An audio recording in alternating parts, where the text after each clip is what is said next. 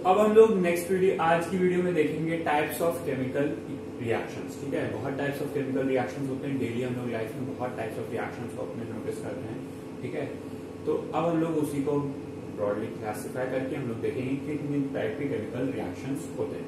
ठीक है, जैसे कि अभी हम लोग एक बार पढ़ ले शॉर्ट में, ब्रीफ में, कि कौन कौन से रिएक्शंस। पहला होता है आपका कॉम्बिनेशन रिएक्शन। ठीक है, second is decomposition.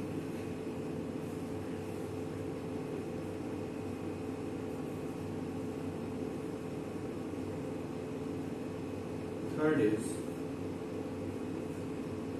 Displacement reaction. Fourth is double displacement.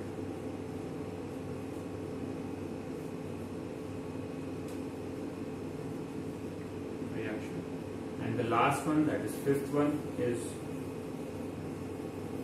oxidation and reduction. तो ब्रॉडली 5 टाइप्स ऑफ रिएक्शन है। हर टाइप ऑफ रिएक्शन को पढ़ेंगे अभी हम लोग, और सबके एक दो एग्जांपल्स भी हम लोग देखेंगे। ओके, तो पहले टाइप ऑफ रिएक्शन से स्टार्ट करते हैं, दैट इज कॉम्बिनेशन रिएक्शन। ठीक है, कॉम्बिनेशन रिएक्शन का एकदम सिंपल सा कंसेप्ट है। कॉम्बिनेशन, जैसे नाम से पता चल रहा है कि दो या दो से ज्यादा चीज अभी कंबाइन होने वाली है।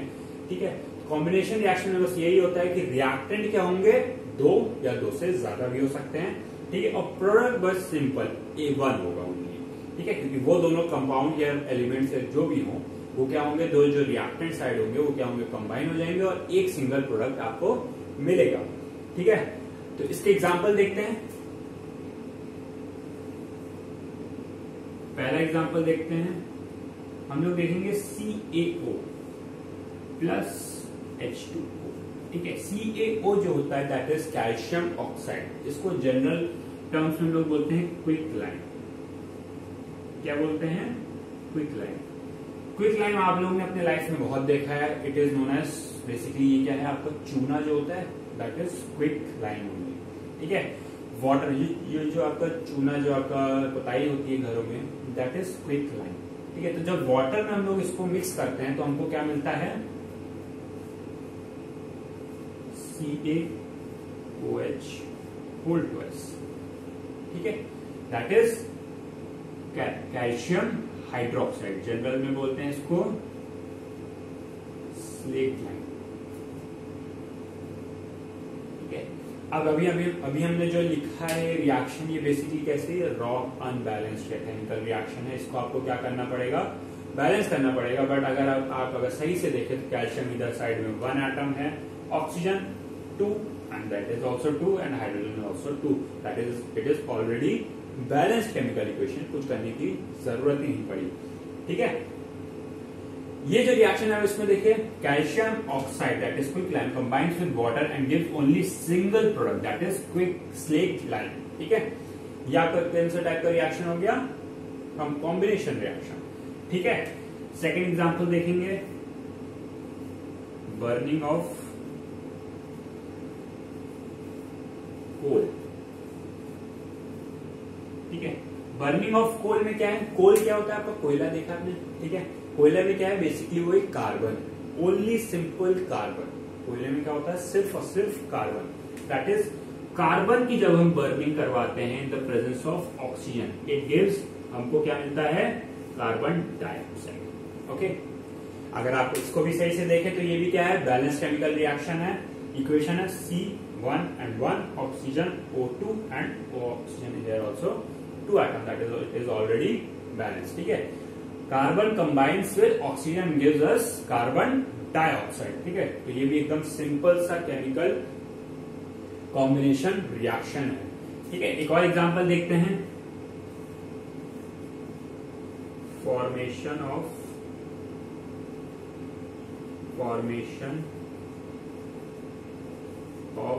वाटर। फॉर्मेशन ऑफ वाटर क्या है, अब इसमें क्या करेंगे हम लोग, हाइड्रोजन को बंद करवाएंगे।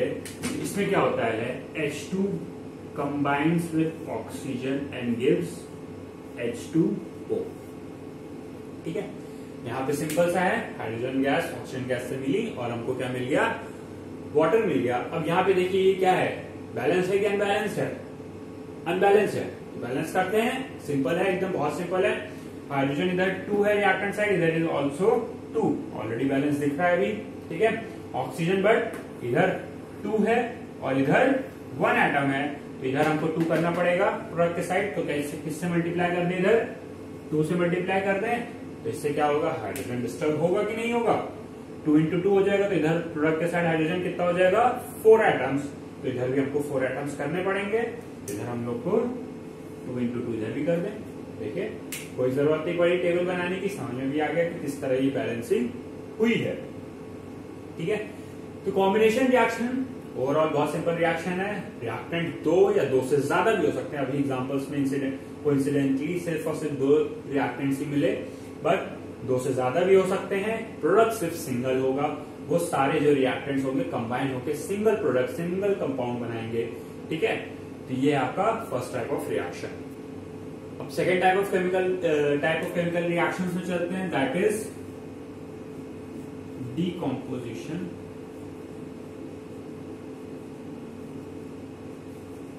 रिएक्शन। ओके, डीकॉम्पोजिशन रिएक्शन जो होता है वो कॉम्बिनेशन रिएक्शन का टोटली ऑपोजिट है। इसमें क्या होगा, रिएक्टेंट सिर्फ एक होगा और प्रोडक्ट क्या होगा, 2 या 2 से ज्यादा भी हो सकता है। डीकॉम्पोजिशन नाम से पता चल रहा है कि डीकम्पोज होगा, डीकम्पोज मतलब बेसिकली ब्रेक डाउन होगा इसमें। ठीक है, breaking off a compound into 2 और more than 2 parts is known as decomposition reaction. ठीक है, एग्जाम्पल लेके चले, पहला एग्जाम्पल हम लोग लेंगे आपका हीटिंग ऑफ कैल्शियम कार्बोनेट। ठीक है, पहला एग्जाम्पल क्या है, heating of calcium carbonate. Calcium carbonate का फॉर्मूला CaCO3। इसको जब हम लोग हीट करते हैं, हीट करना मतलब इसको हीट एनर्जी देंगे, कंडीशन एरो के ऊपर लिखी।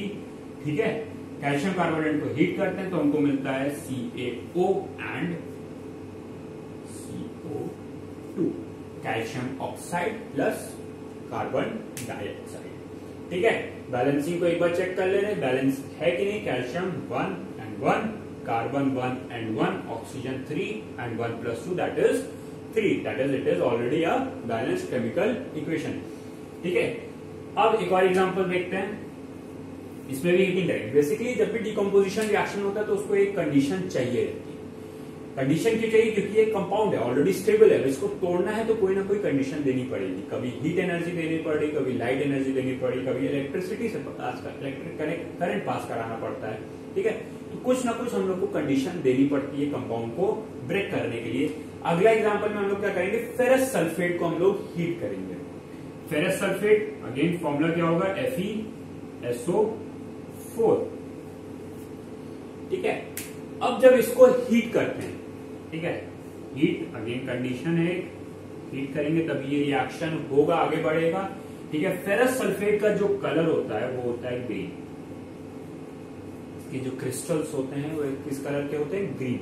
जब इसको हीट करते हैं तो हमको मिलता है ferric oxide, that is Fe2O3। ये क्या है, फेरिक ऑक्साइड है, मतलब आयरन 3 के फॉर्म में। क्या है, फेरिक फॉर्म मतलब आयरन Fe+3 के फॉर्म में है। तो क्या कंपाउंड बनाया इसने, ferric oxide plus sulphur dioxide that is SO2 and sulphur trioxide that is SO3। ठीक है, यहाँ पे एक कंपाउंड था जो कि ब्रेकडाउन होकर 3 कंपाउंड, 3 पार्ट्स में ब्रेकडाउन हो गया। अब यहाँ पे एक जो देखने वाली चीज होती है, अगर आप एक्सपेरिमेंट करें लैब्स में तो फेरस सल्फेट को जब हीट करेंगे लेकर तो ऑलरेडी ग्रीन कलर का होगा, बट जो हमको सॉलिड फॉर्म मिलेगा, ये दोनों कैसे हैं, गैसेस हैं, जो आपको सॉलिड फॉर्म रिमेनिंग मिलेगा वो कैसा होता है, फेरिक ऑक्साइड का, जो कि होता है आपका कलरलेस। मतलब ग्रीन से ये कलरलेस फॉर्म में चला जाएगा ऑन हीटिंग। ठीक है, अगेन एक चीज हमको देखनी पड़ेगी कि क्या ये बैलेंस्ड है कि नहीं है। तो बैलेंसिंग के लिए देखेंगे तो Fe इस side 1 and here it is 2, unbalanced. आगे देखते हैं sulphur this side 1, here it is 2, that is again double. Oxygen this side 4 and here it is 3 + 2 + 3 that is 8। तो सारे जो भी एलिमेंट्स इस साइड है reactant side that is becoming double on the product side. Fe भी double हो गया, sulphur भी डबल हो गया और ऑक्सीजन भी 4 से 8 हो गया। तो बैलेंस करने के लिए क्या करें, रिएक्टेंट साइड के में जो एक कंपाउंड है उसको अगर हम टोटली 2 से मल्टीप्लाई कर दें सारे बैलेंस हो जाएंगे। Fe2 हो गया, सल्फर भी इधर 2 हो गया और ऑक्सीजन भी इधर 8 हो गया। That means it is now a balance equation. तो अगर हम लोग रिकैप करें तो डिकम्पोजिशन रिएक्शन क्या है, कॉम्बिनेशन रिएक्शन का टोटली अपोजिट है।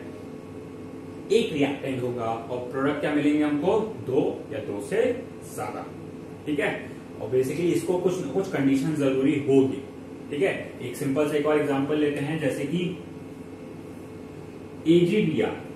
AgBr क्या है, सिल्वर ब्रोमाइड। इसको ब्रेक डाउन करने के लिए सिर्फ और सिर्फ हमको लगती है sunlight.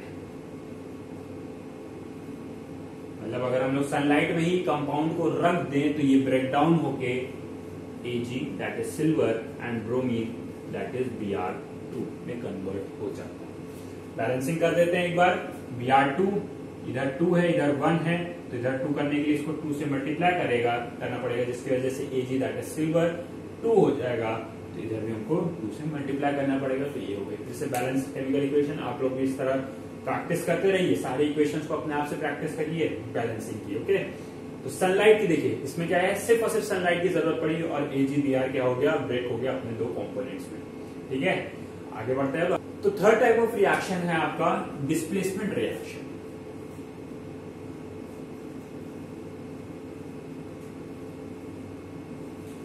Third type of reaction क्या है, डिस्प्लेसमेंट रिएक्शन। डिस्प्लेसमेंट नाम से पता चल रहा है, अगर डिस्प्लेसमेंट का मतलब देखेंगे तो डिस्प्लेसमेंट मतलब क्या होता है, किसी चीज को उसकी जगह से हटा देना। ठीक है, क्या करेंगे, कोई एक कंपाउंड आएगा या कोई एलिमेंट आएगा, वो किसी और एलिमेंट को उसकी जगह से हटाएगा। ठीक है, तो एग्जांपल से समझने की कोशिश करते हैं। जैसे पहले एग्जांपल लेंगे, reaction of iron with copper sulphate. ठीक है, कॉपर सल्फेट के बारे में अभी बताया था, किस कलर का उसका एक्वस सॉल्यूशन होता है, ब्लू कलर का। पिछले हम लोग ने वीडियो में बात करी थी इसके बारे में। ठीक है, तो reaction of iron that is Fe। Iron के हम लोग पीसेस लेंगे, छोटे छोटे पीसेस ले लिए। ठीक है, सॉलिड फॉर्म में होगा, plus copper sulphate CuSO4 that is aqueous solution में प्रेजेंट होगा। ये Aq, एक्वस को हम लोग Aq से डिनोट करते हैं। ठीक है, अब जब ये रिएक्शन करते हैं हम लोग तो हमको मिलता है FeSO4 प्लस कॉपर। कॉपर क्या है, अगेन सॉलिड फॉर्म में हो जाएगा और FeSO4 आपका एक्वस फॉर्म में हो जाएगा। ठीक है, जो सॉल्ट है that is soluble in the water. ठीक है, ये क्या होगा, सॉल्युबल होगा तो दैट विल डिसॉल्व हो जाएगा उस वाटर में ही। ठीक है, और कॉपर क्या है, मेटल है, मेटल तो डिसॉल्व होता नहीं है। जैसे कि आयरन नहीं डिसॉल्व हुआ था वाटर में, वैसे ही आपका कॉपर भी डिसॉल्व नहीं होगा। ठीक है, अब इसमें एक जो चीज होती है, कैरेक्टरिस्टिक पार्ट जो होता है इस रिएक्शन का, दैट इज CuSO4 का जो एक्वस सॉल्यूशन होता है वो आपका होता है ब्लू कलर का, और FeSO4 का जो एक्वस सॉल्यूशन होता है वो होता है कलरलेस। ठीक है, तो आयरन को जब हम लोग कॉपर सल्फेट से रिएक्ट करवाते हैं तो देखिए हुआ क्या, डिस्प्लेसमेंट रिएक्शन इसको बोल क्यों रहे हैं। कॉपर सल्फेट में जो कैटायन पार्ट था, क्या कौन सा part, cation part. Cation part मतलब पॉजिटिव आयन, कौन सा था, copper Cu2+, right, that is a cation, and sulphate that is SO4 2- is an anion, anionic radical है वो। ठीक है, तो जो कैटायनिक पार्ट था उसको किसने रिप्लेस करा है, देखिए सल्फेट तो वैसा का वैसा रहा, कॉपर की जगह पे क्या आ गया, Fe। मतलब Fe has displace copper from its compound. ठीक है, Fe ने कॉपर को उसके कंपाउंड में से डिस्प्लेस कर दिया है, तो that is why it is known as displacement reaction. एक और एग्जांपल लेते हैं। अब कॉपर सल्फेट का रिएक्शन करवाएंगे जिंक से।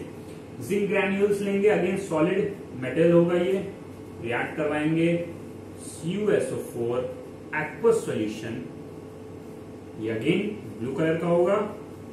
ठीक है, मिलेगा क्या हमको यहाँ पे फिर से जिंक क्या करेगा, अब यहाँ पे कॉपर को फिर से डिस्प्लेस करेगा। देखिए जिंक भी क्या बनाता है, कैटायन बनाता है। आयरन भी क्या बनाता है, कैटायन बनाता है। तो कैटायन कैटायन को ही डिस्प्लेस कर सकता है, कैटायन कभी भी एनायन को डिस्प्लेस नहीं कर सकता। तो जिंक इसको डिस्प्लेस करेगा, यहाँ पे कॉपर को डिस्प्लेस करेगा और क्या बनाएगा, ZnSO4 का एक्वस सॉल्यूशन, ठीक है, प्लस कॉपर, ठीक है। Again this is blue and this is colourless, ठीक है। और कॉपर जो सॉलिड फॉर्म में मिलेगा, ये कहाँ है, अभी भी वही टेस्ट ट्यूब या बीकर जिसमें भी आप रिएक्शन कर रहे हैं उसी में है। तो कॉपर क्या है, मेटल है, तो ये क्या हो जाएगा, नीचे प्रेसिपिटेट हो जाएगा, नीचे बैठ जाएगा, ठीक है। और कॉपर का कलर कैसा होता है, रेडिश ब्राउन। यहाँ पे हमको रेडिश ब्राउन पीपीटी मिलेगी।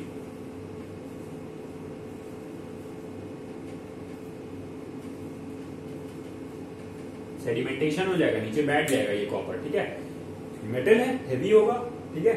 तो ये आपका क्या, इसमें क्या हुआ, जिंक ने कॉपर को डिस्प्लेस किया। अब ऐसा आपको एक सोचेंगे कि कॉपर को हर बार कोई ना कोई डिस्प्लेस क्यों कर दे रहा है, राइट। आपके दिमाग में क्वेश्चन आना चाहिए कि कॉपर को आयरन ने भी डिस्प्लेस कर दिया, कॉपर को जिंक ने भी डिस्प्लेस कर दिया, कॉपर को सोडियम भी डिस्प्लेस कर देता है, ठीक है। तो ऐसा होता क्यों है, ठीक है।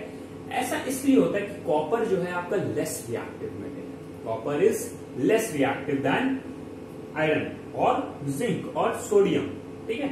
मैग्नीशियम सबसे क्या है, ये मैक्सिमम सबसे क्या है, ये लेस रिएक्टिव है, जिसकी वजह से जो मोर रिएक्टिव मेटल है वो क्या होता है, उसको डिस्प्लेस कर देते हैं, ठीक है। तो अक्सर आपसे पूछा जाएगा कि कॉपर को आयरन क्यों डिस्प्लेस कर देता है, क्योंकि iron is more reactive than copper. तो ये क्या है आपका डिस्प्लेसमेंट रिएक्शन, ठीक है। समझ में आ गया होगा आप लोगों को कि डिस्प्लेसमेंट रिएक्शन में जैसा नाम बोल रहा है वैसे ही काम हो रहा है कि एक कैटायन आ रहा है, दूसरे कैटायन को उसकी जगह उसके कंपाउंड से उसको हटा दे रहा है और खुद जाके वहां पे कंपाउंड बना ले रहा है, ठीक है। तो फोर्थ टाइप ऑफ रिएक्शन आपका जो होता है वो कौन सा था, डबल डिस्प्लेसमेंट।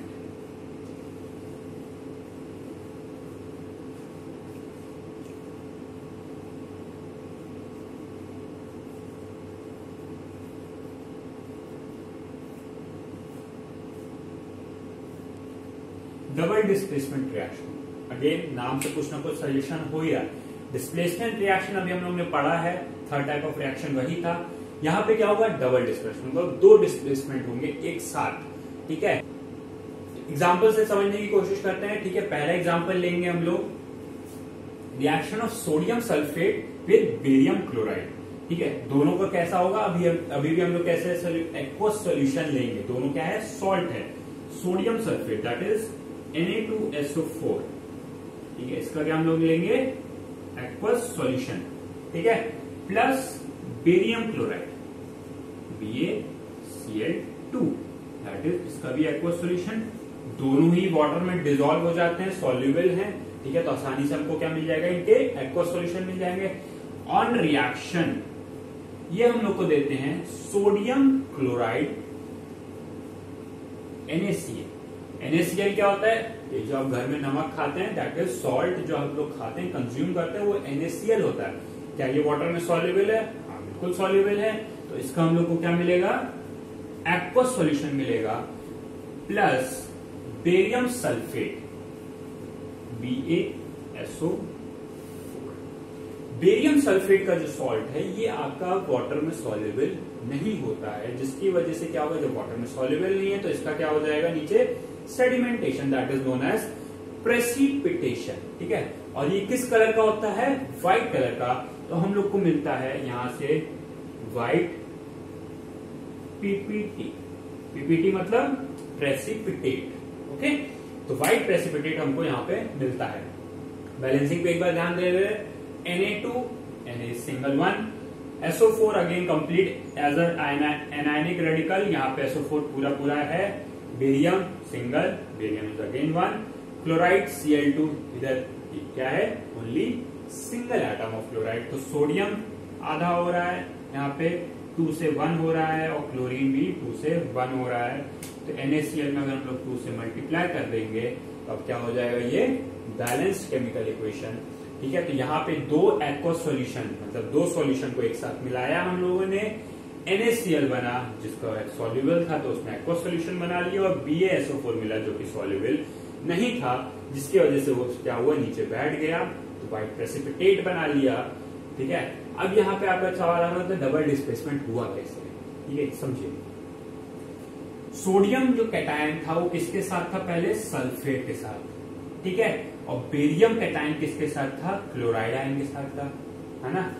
अब यहाँ पे हुआ क्या, देखिए रिएक्शन में क्या हुआ है, कैटायंस और एनायंस की अदला बदली हो गई है। सोडियम क्लोरीन के साथ चला गया है और बेरियम सल्फेट के साथ चला गया है। दो बार मतलब डबल डिस्प्लेसमेंट हुआ है, तो सोडियम क्लोरीन हो गया, सोडियम क्लोराइड हो गया और बेरियम सल्फेट हो गया।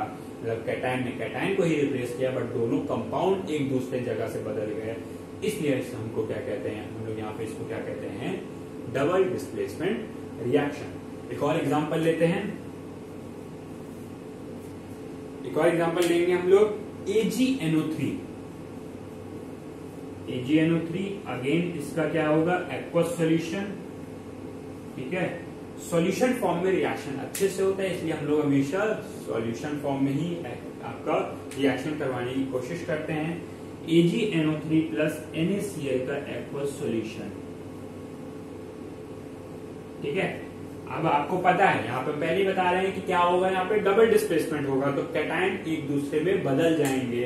तो Ag जो कैटायन था, दैट इज सिल्वर आयन, इस किसके साथ अभी, नाइट्रेट के साथ है, किसके साथ चला जाना चाहिए, वो क्लोरीन के साथ। और सोडियम जो कि अभी क्लोरीन के साथ है, वो किसके साथ चला जाएगा, नाइट्रेट के साथ। ठीक है, तो अब ये क्या बनाएगा, NaNO3 that is sodium nitrate plus AgCl। ठीक है, sodium nitrate again soluble in water है, तो ये क्या बनाएगा, एक्वस सॉल्यूशन। और AgCl again insoluble in water है, तो ये क्या बनाता है, यहाँ पे ये फिर से व्हाइट प्रेसिपिटेट है। व्हाइट प्रेसिपिटेट अगेन नीचे बैठ जाएगा। ठीक है, व्हाइट कलर का आपको दिखेगा, व्हाइट प्रेसिपिटेट AgCl का भी व्हाइट कलर होता है। ठीक है, अगेन यहाँ पे देखिए क्या हुआ है, कैटायंस का एक एनायंस के साथ अदला बदली होगी, मतलब Ag ने Cl के साथ बना लिया और सोडियम ने NO3 के साथ कंपाउंड बना लिया, तो यहाँ पे क्या हो गया, डबल डिस्प्लेसमेंट रिएक्शन। ठीक है, अब आगे बढ़ते हैं, लास्ट टाइप ऑफ रिएक्शन बचा है सिर्फ, जो कि बहुत इंपॉर्टेंट है, समझिएगा अच्छे से। तो लास्ट टाइप ऑफ रिएक्शन कौन सा है आपका, fifth type, oxidation and reduction. ठीक है, दोनों एक दूसरे के अपोजिट होते हैं। ठीक है, पहली चीज क्या है, पहला पॉइंट क्या है, they both are opposite of each other. Oxidation and reduction are totally opposite. जो ऑक्सीडेशन में होता है उसका टोटली अपोजिट आपका रिडक्शन में होता है। ऑक्सीजन के साथ एक कंबाइंड एलिमेंट आता है, दैट इज, जो नाम से पता चल रहा है, ऑक्सीजन। ठीक है, ऑक्सीजन का जो कैरेक्टरिस्टिक्स आती है वो ऑक्सीजन के साथ आती हैं, और रिडक्शन में जिस एलिमेंट के साथ इसका कंबाइंड इफेक्ट आता है, दैट इज आपका हाइड्रोजन। ठीक है, ऑक्सीडेशन में ऑक्सीजन और रिडक्शन में हाइड्रोजन। ठीक है, पहले दोनों को अलग अलग देखते हैं कि क्या होता है इसमें। एक है ऑक्सीडेशन, एक है आपका रिडक्शन। ओके, ऑक्सीडेशन में अगर हम लोग बोले तो इधर होता है आपका एडिशन ऑफ ऑक्सीजन। अगर एडिशन ऑफ ऑक्सीजन हो किसी भी एलिमेंट में या कंपाउंड में, तो उसको क्या कहेंगे हम लोग, ऑक्सीडेशन रिएक्शन हुआ। रिडक्शन में इसका, अगर हम यहाँ पे एडिशन ऑफ ऑक्सीजन हुआ है, तो वहां पे एडिशन ऑफ हाइड्रोजन होगा। ठीक है, तो अगर किसी भी कंपाउंड में या एलिमेंट में हाइड्रोजन आगे ऐड हो जाए, तो उसको क्या कहते हैं हम लोग, रिडक्शन रिएक्शन। ठीक है, ये तो एक डेफिनेशन हो गई कि addition of oxygen is known as oxidation, addition of hydrogen is known as reduction. इनकी एक और डेफिनेशन है, रिमूवल ऑफ हाइड्रोजन। अगर किसी कंपाउंड से हाइड्रोजन रिमूव हो जाए, मतलब निकल आए, तो उसको क्या कहेंगे, उस कंपाउंड का क्या हो गया है, ऑक्सीडेशन रिएक्शन हो गया है। और यहां पे क्या होगा, रिमूवल ऑफ ऑक्सीजन। ठीक है। तो किसी कंपाउंड में से अगर ऑक्सीजन निकल जाए बाहर तो उसको क्या कहेंगे हम लोग कि आपका रिडक्शन रिएक्शन हुआ है, ठीक है। तो ये दोनों रिएक्शन क्या है, एक दूसरे के अपोजिट होते हैं और 95% केसेस में या मैक्सिमम केसेस में क्या होता है कि ये रिएक्शन क्या होते हैं, एक साथ होते हैं, ठीक है। ऑक्सीडेशन के साथ हमेशा रिडक्शन होता है मैक्सिमम केसेस में, इसलिए हमको इनको एक साथ पढ़ते हैं, ठीक है। एग्जाम्पल से समझने की कोशिश करेंगे, ठीक है। एग्जाम्पल हम लोग लेंगे कॉपर ऑक्साइड का हाइड्रोजन के साथ रिएक्शन, ठीक है। तो copper oxide CuO plus hydrogen H2, जब ये रिएक्ट करता है तो बनाता है Cu प्लस H2, ठीक है। Copper plus hydro water on heating, ठीक है। हीट करने पे ये रिएक्शन होता है। अब इसमें अगर सही से देखें, कॉपर ऑक्साइड का किसमें कन्वर्ट हो गया, कॉपर में कन्वर्ट हो गया।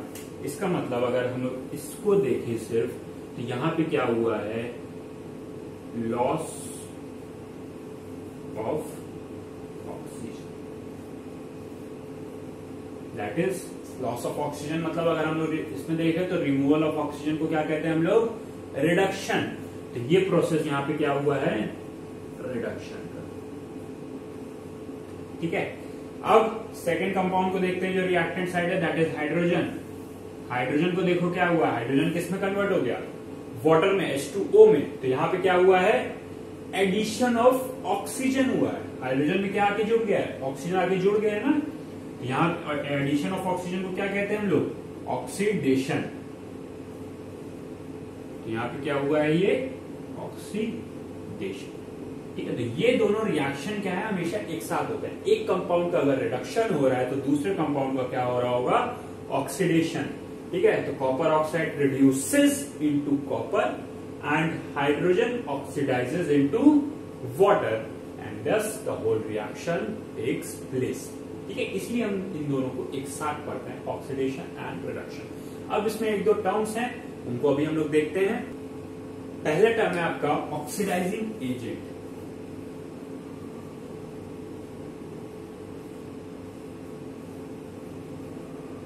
ऑक्सीडाइजिंग एजेंट नाम से पता चल रहा है जो ऑक्सीडाइज करवाए किसी और को या किसी और को ऑक्सीडाइज करे, उसको क्या कहेंगे हम लोग, ऑक्सीडाइजिंग एजेंट। इसकी प्रॉपर्टीज क्या होंगी, पहली चीज क्या है, ऑक्सीडेशन में क्या होता है, एडिशन ऑफ ऑक्सीजन। मतलब जिस कंपाउंड का ऑक्सीडेशन होना है उसको ऑक्सीजन चाहिए, तो अगर कोई करवाएगा तो उसको ऑक्सीडेशन देना पड़ेगा। तो ऑक्सीडाइजिंग एजेंट का क्या काम होगा, ऑक्सीजन देने का। इसको क्या बोलेंगे, द सब्सटेंस या कंपाउंड which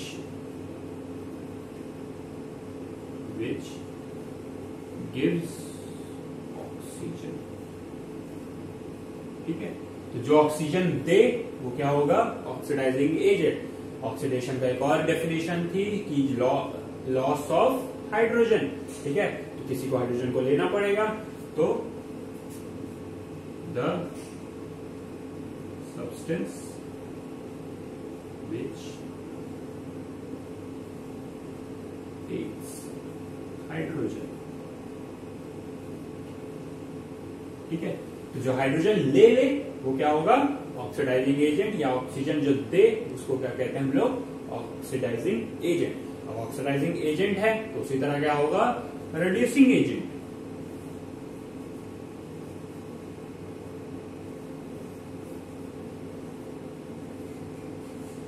और रिड्यूसिंग एजेंट का क्या काम होगा, जो ऑक्सीडाइजिंग एजेंट का काम है उसके टोटली ऑपोजिट, क्योंकि प्रोसेस भी दोनों ऑपोजिट हैं, एजेंट्स का भी काम टोटली ऑपोजिट ही होने वाला है, ठीक है। तो पहले इसका काम क्या था, तो substance which give oxygen. Reduction में क्या होता है, ऑक्सीजन लॉस होता है, रिमूवल ऑफ ऑक्सीजन होता है। तो कोई लेगा उसको ऑक्सीजन को, तो the substance which takes oxygen will be known as reducing agent.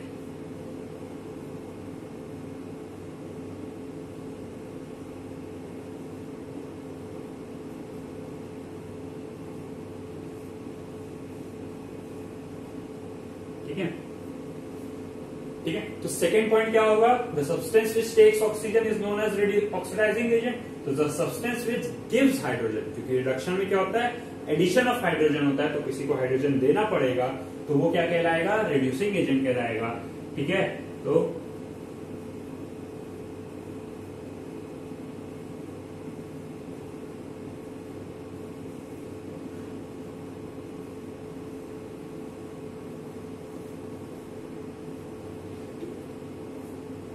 The substance which gives hydrogen will be known as reducing agent. अब इसमें एक पॉइंट जो मेन पॉइंट आता है कि दोनों काम एक साथ नहीं हो रहा, either of the two will happen at once. ठीक है।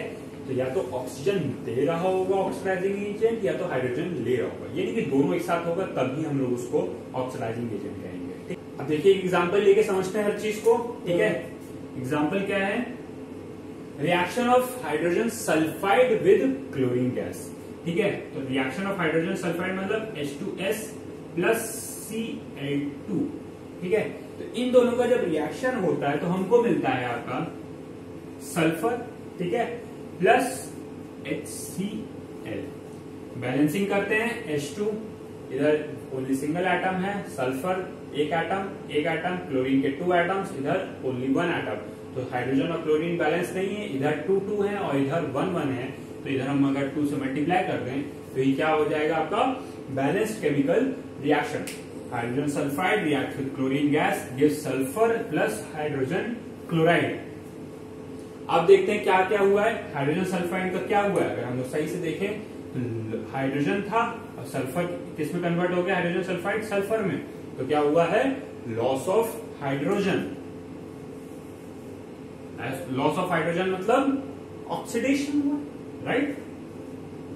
तो ये कौन सा प्रोसेस हो गया यहाँ पे, ऑक्सीडेशन। ठीक है। अब क्लोरीन को देखें, क्लोरीन में क्या हुआ है आपका, Cl2 से HCl हो गया, मतलब हाइड्रोजन आके जुड़ गया है। तो ये कौन सा प्रोसेस है आपका, रिडक्शन, राइट। तो chlorine is reduced into HCl and hydrogen sulphide is oxidised into sulphur. अब अगर इंटरेस्टिंग बात पे है, ठीक है, अब हमको क्या निकालना है कि रिड्यूसिंग एजेंट कौन है और ऑक्सीडाइजिंग एजेंट कौन है। तो डेफिनेशन पे जाते हैं। तो जो यहाँ पे किसका, देखिए ऑक्सीजन तो है ही नहीं, तो हाइड्रोजन की बात ही करनी है हम लोग को ऊपर। ठीक है।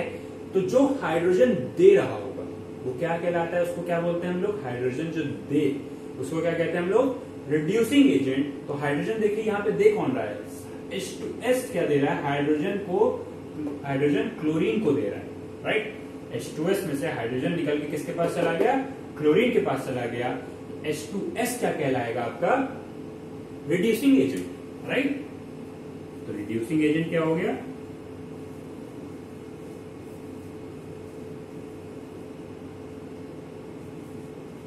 H2S।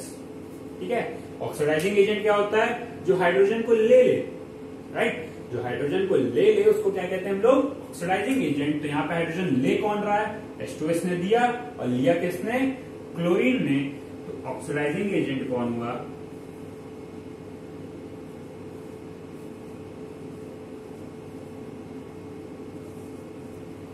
अब इसमें देखिए इंटरेस्टिंग फैक्ट देखिए, सब्सटेंस ऑक्सीडाइज मतलब जो ऑक्सीडाइज होता है वही आपका क्या होता है, रिड्यूसिंग एजेंट। मतलब जिसका ऑक्सीडेशन हुआ, जिस कंपाउंड का ऑक्सीडेशन हुआ दैट इज रिड्यूसिंग एजेंट, और जिस सब्सटेंस का रिडक्शन हुआ that is oxidising agent. Okay. तो ये इंटरेस्टिंग फैक्ट आपको दिखाई दे रहा है यहाँ पे, ये हमेशा होता है। ऑक्सीडेशन रिएक्शन मैक्सिमम केसेस में एक साथ होते हैं, जिसकी वजह से हम लोग इसको साथ में ही पढ़ते हैं हमेशा। ठीक है। तो यहाँ पे हम लोग का चैप्टर खत्म होता है। ठीक है। टाइप्स ऑफ रिएक्शंस हम लोग के कंप्लीट होते हैं, यही basically broad types of reactions हैं। Okay and thank you.